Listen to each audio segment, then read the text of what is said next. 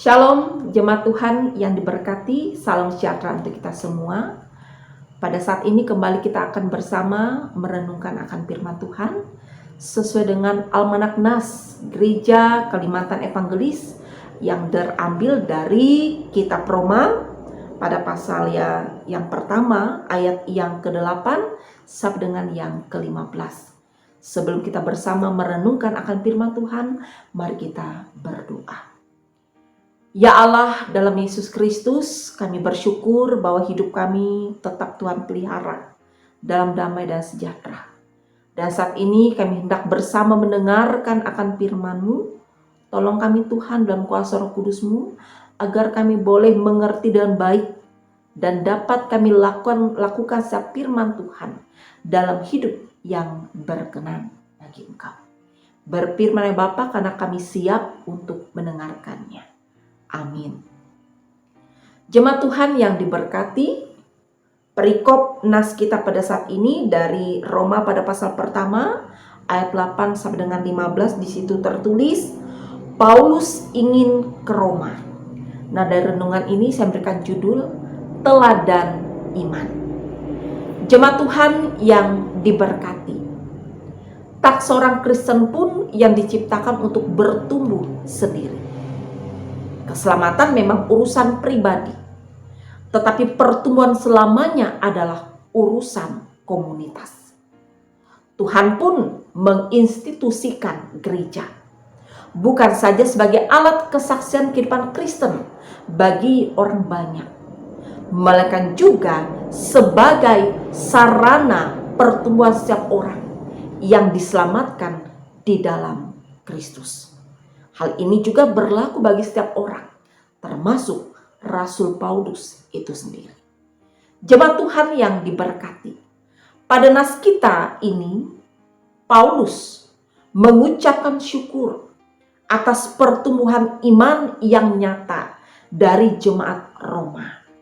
Dan juga yang menyatakan kerinduan untuk datang ke Roma, untuk memberitakan Injil kepada penduduk Roma dari berbagai kalangan yang belum mendengar akan berita Injil dan yang belum juga menjadi bagian dari umat Tuhan.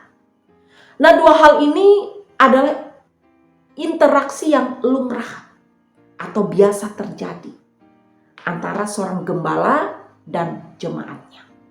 Walau Paulus sadar ia bukan pendiri jemaat Roma, Paulus juga mengutarakan kerinduannya yang mendalam untuk bersekutu dengan jemaat Roma dan supaya mereka saling terhibur. Itulah sebabnya salah satu alasan yang kuat bagi Rasul Paulus untuk mendoakan dan merindukan pertemuan dengan mereka agar mereka saling menguatkan dan menghibur satu dan yang lain. Jemaat Tuhan yang diberkati, seperti Rasul Paulus yang saat merindukan persekutuan dengan orang-orang di jemaat Roma yang imannya telah bertumbuh dengan baik dan telah menjadi teladan bagi orang lain. Kita pun sebagai jemaat Tuhan di masa kini seharusnya terus merindukan persekutuan yang baik, persekutuan dalam iman kepada Yesus Kristus. Dan kita pun diajak untuk selalu memberi diri kita untuk hadir dalam persekutuan itu, di mana kita saling menguatkan, kita saling membangun, dan kita saling menghiburkan. Sebagaimana halnya Rasul Paulus yang selalu mendoakan jemaat di Roma, maka sangat penting bagi kita untuk terus mendoakan persekutuan kita, agar di dalamnya nama Tuhan terus dimuliakan dan iman kita pun semakin bertumbuh dan berkualitas, bahkan menghasilkan buah-buah yang baik yang dapat dinikmati oleh sesama dalam kehidupan kita.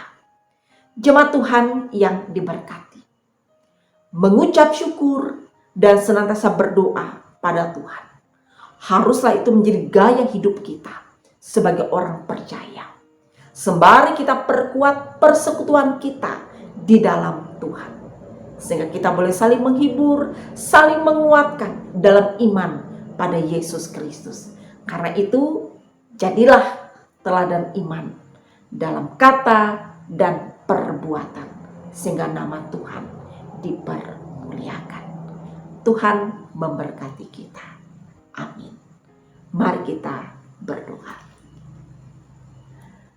Terima kasih Bapa, kami boleh mendengarkan akan firman-Mu, mengajarkan kami bagaimana kami boleh menjadi teladan iman dalam hidup kami, dan di dalamnya kami saling menguatkan, saling mendoakan, saling menghibur satu dan lain, sehingga persekutuan kami semakin bertumbuh dengan lebih baik dan semuanya menjadi pujian hormat akan nama Tuhan.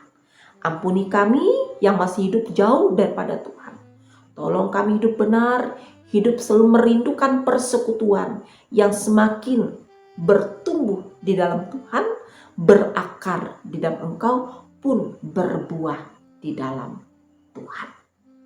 Amin.